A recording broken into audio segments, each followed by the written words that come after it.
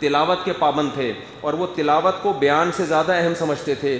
جس دن حضرت کی مصروفیت زیادہ ہوتی اور تلاوت کا ٹائم نہیں نکلتا, اس دن تلاوت کا ناغہ نہیں کرتے, بیان کا ناغہ کر دیتے تھے.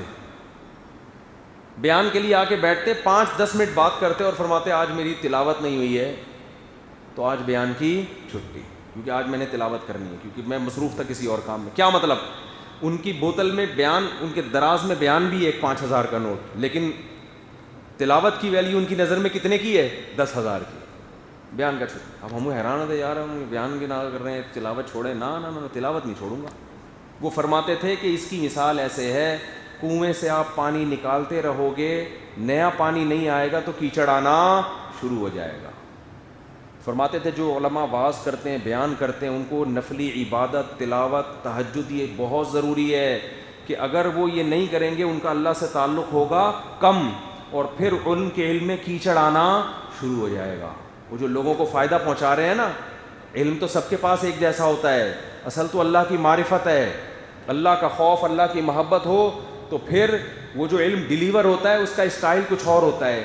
اللہ کی محبت اور اللہ کا خوف نہ ہو تو پھر سوائے فلانے صحابی نے یہ کر دیا, فلانے بزرگ کی کتاب میں یہ, فلانے نے اپنی کتاب میں یہ لکھ دیا, فلانا بھی غلط, فلانا بھی غلط, نیگیٹیوٹی, نفرتیں, اس کے علاوہ انسان کوئی کام نہیں کرتا.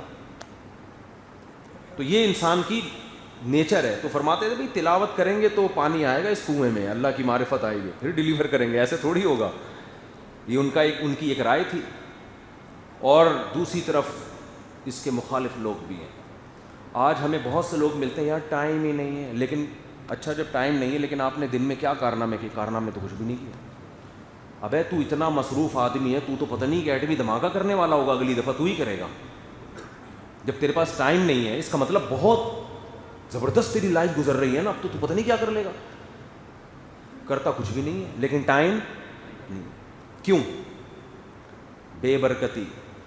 اٹھیں گے صبح 11 بجے, 11 بجے اٹھے تو جو اصل دماغ کے سوچنے کا, جس میں باڈی بھی آپ کی ایکٹیو ہوتی ہے. حکیم سعید تو کہا کرتے تھے ناشتہ بھی صبح فجر کے بعد کر لو, کیونکہ صبح کے وقت جو انسان کا معدہ ہے نا اور ہوا میں آکسیجن کا تناسب اتنا ہوتا ہے, میٹابولزم بہت تیز ہوتا ہے, اس وقت پراٹھے بھی ہضم ہو جائیں گے آپ کے. ابھی حکیم سعید صاحب نے بڑی خاندانی سے, جلدی سے بات مکمل کر رہا ہوں. ہمارا جو لائف اسٹائل ہے 11 بجے اٹھے آپ, 11 بجے اٹھ کے اب آپ ناشتہ تک 12 بج جائے. آدھا دن گیا تیل لینے, جو کام کا ٹائم تھا وہ ہو گیا. 12 بجے آپ دفتر پہنچو گے یا شاپ پہ پہنچو گے, بزنس کر رہے ہو, جو بھی کر رہے ہو. وہاں جانے کے بعد تھوڑی دیر میں بھوک لگ جاتی ہے, اگرچہ ابھی ناشتہ کیا ہے لیکن الحمدللہ معدہ ہضم کرے نہ کرے ہم نے تو لنچ کرنا ہی کرنا. تھوڑی دیر ٹھش پش کیا, کمپیوٹر پہ بیٹھ کے کوئی ٹھش پش کیا, یا تھوڑی دیر کچھ کام وام کیا, یا سائیکلوں کا پنچر لگایا, جو بھی کر رہے ہو. اس کے بعد کھانے کا ٹائم. کھانا ماشاءاللہ کھایا نہیں بلکہ پھوڑا, کھانا کھایا نہیں بلکہ پھوڑا. کھانا کھانے کے بعد انسان کا لمبا ہونے کا دل چاہتا ہے, کہ نیند آتی ہے, سوئیں کہاں, کوئی معمول سونے کا ہے ہی نہیں. دماغ کا دہی بن گیا, تھکے تھکے. تبھی میں تو لوگوں کے چہروں پہ دیکھتا ہوں رونقیں نہیں ہیں, تھکے تھکے تھکے تھکے, نہ کسی کام میں دل لگ رہا ہے, گالیاں دے رہے ہیں معین اختر کے ماموں کی طرح. بات بات پہ کیا آ رہی ہیں؟ جب فریش ہی نہیں ہے تو گالیاں ہی آئیں گی نا. بات بات پہ گالیاں, بلب کے رشتہ داروں کو گالیاں. آپ نے اس کی بائک میں پنچر لگایا, وہ پنچر دوبارہ لیک ہو گیا, بائک کو بھی گالیاں, بائک کے رشتہ داروں کو بھی گالیاں. پنچر والا اگر کمزور ہے تو اس کو بھی گالیاں, وہ اگر پاورفل ہے تو اس کو کچھ بھی نہیں. ساری گالیاں کس کو؟ بائک کے ٹائر کو گالیاں, جس کمپنی نے ٹائر بنایا اس کمپنی کو گالیاں, ان کیلوں کو گالیاں. یہ گالیاں کیوں نکل رہی ہیں؟ دوپہر آپ نے قیلولہ شیطانی کام کیا تو شیطانی اندر سے پروڈکٹ کیا آئے گی؟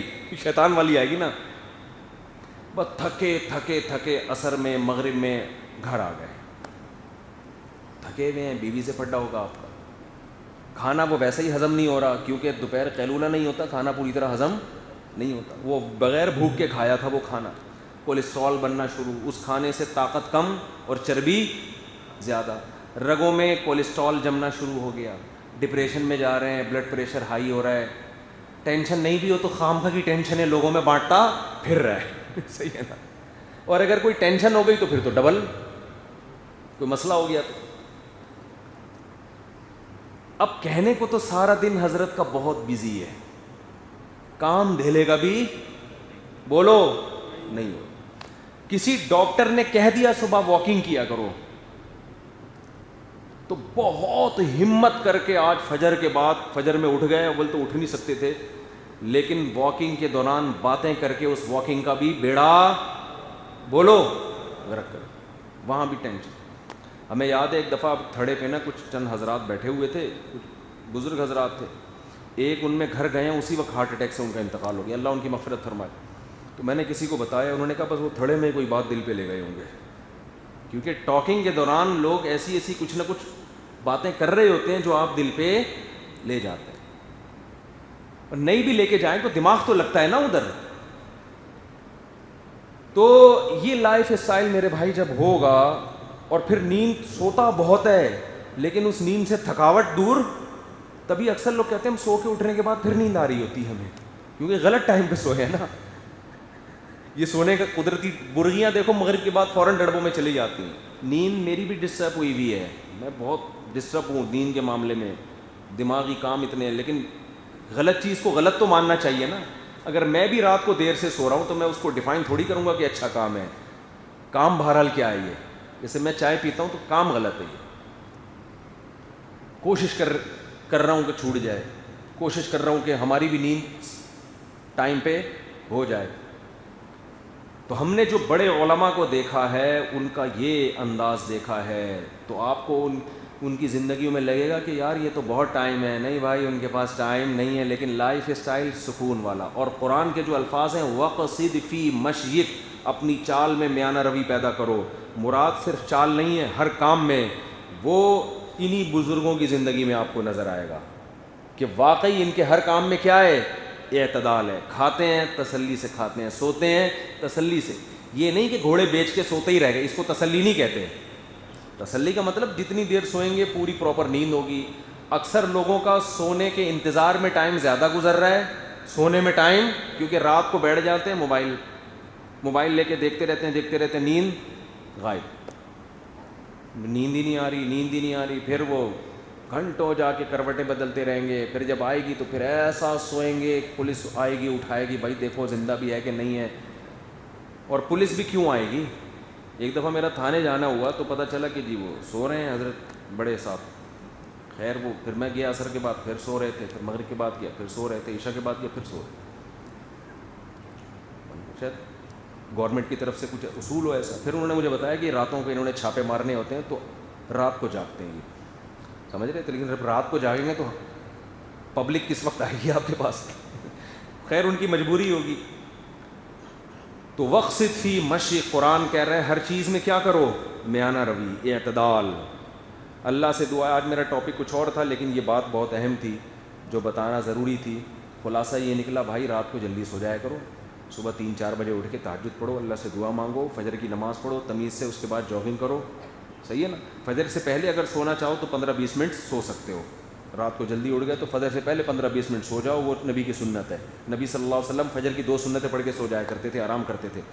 تو پھر فجر کے بعد اپنے کاموں کا آغاز کرو. آپ کہہ سکتے ہو فجر کے بعد مارکیٹ نہیں کھلی ہوتی, فجر کے بعد میں اکیلا ہی بازار میں, تو بازار جانے کی کیا ضرورت ہے. باقی جو کام ہے وہ فجر کے بعد رکھ لو, جو بازار کے کام ہے وہ 2:45 بجے رکھ لو دوپہر.